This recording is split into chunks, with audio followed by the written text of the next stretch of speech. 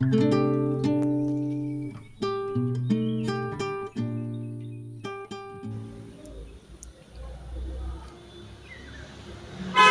ফারজানা নীলার কবিতা অনুবীক্ষণ যন্ত্র। শত আঘাতেও থেমে যায়নি।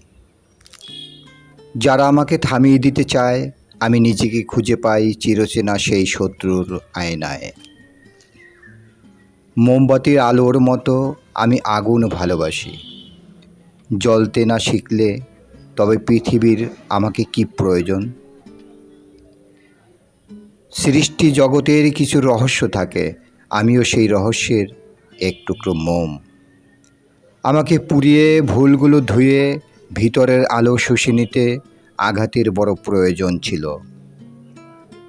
তাই বন্ধুর চেয়ে শত্রুকেই আমি বেশি কৃতজ্ঞতা জানাই।